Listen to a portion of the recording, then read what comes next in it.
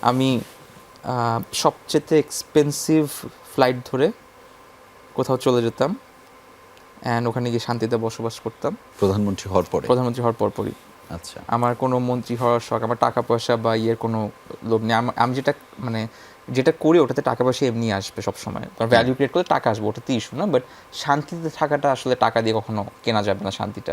আমি যদি হতাম প্রধানমন্ত্রী,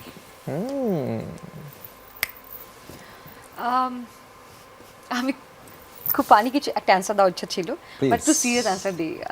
আগে ফানিটা দাও তারপর সিরিয়াস দুটাই Get to the point. আমরা মনে হয় জানি। পাসপোর্টের কালারটা চেঞ্জ করে দিতাম আগে। চলো Thank you. তারপর এবার my vote goes to you. Thank you. এখন আসি সিরিয়াস অ্যান্সার, সেটা Okay. হচ্ছে আমরা শুধু মানে অনেক পলিটিক্স নিয়ে কথা বলি, দেশের অবস্থা কীভাবে চেঞ্জ হবে, এটা সেটা অনেক কিছু।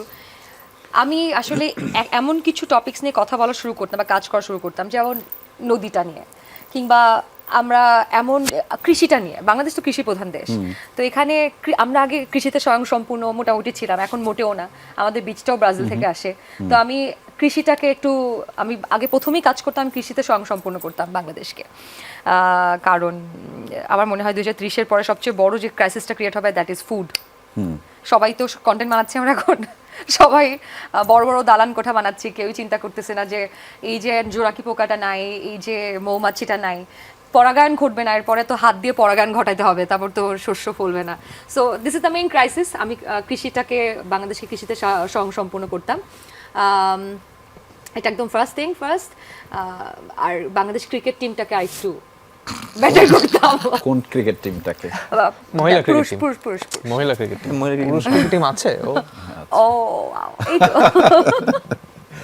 সো দুইটা পয়েন্ট পেলাম না? ইয়া এই তো মেইন কাজ এটা করতাম আর কি। ওকে, শ্রমিক।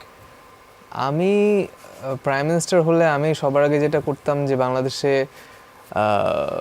এই প্রাইম মিনিস্টার রিলেটেড যে পলিটিক্স, এটা বন্ধ করতাম।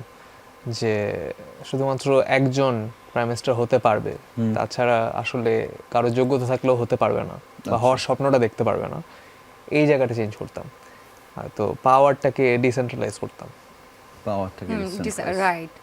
অলসো ঢাকাকে ডিসেন্ট্রালাইজ করা, তো must. এটা তো মাস্ট করতাম আমি। ঢাকা ইজ নাও বসবাস Right. অনুপযোগী, Right. এটাকে আমি ডিসেন্ট্রালাইজ করতামই, মানে ক্যাপিটাল সিটিটাকে।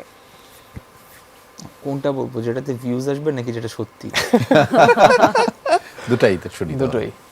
সত্যি হচ্ছে আমি সবচেয়ে এক্সপেন্সিভ ফ্লাইট ধরে কোথাও চলে যেতাম অ্যান্ড ওখানে গিয়ে শান্তিতে বসবাস করতাম। প্রধানমন্ত্রী হওয়ার পরপরই আচ্ছা, আমার কোনো মন্ত্রী হওয়ার শখ, আমার টাকা পয়সা বা ইয়ের কোনো লোভ নেই।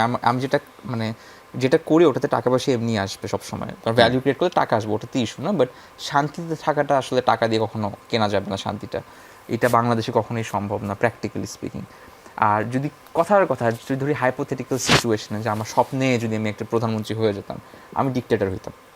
আচ্ছা, একদম 100% ডিক্টেটর হইতাম। আর আমি খুবই অ্যান্টি সেন্টিমেন্ট বেস ডিক্টেটরশিপ চালাইতাম। আমি এমপ্যাথি থাকতো, সেন্টিমেন্ট বেস না। অর্থাৎ হ্যাঁ, গরিব, অসহায়, দুঃখী এগুলো চিন্তা করতাম না। আমি চিন্তা করতাম কোন স্যাক্রিফাইসের বদৌলতে আগামী 100 বছর বাংলাদেশ অ্যাকচুয়ালি একটা রেজাল্ট দেখতে পারবে, যেটা হচ্ছে অনেক লং টার্ম ধরে সাস্টেন করবে আমার মৃত্যুর পরও, যেটা অনেক দেশের ডিক্টেটর বলি বা কিংশিপ বলি তাদের মধ্যে থেকে দেখতে পাওয়া গেছে।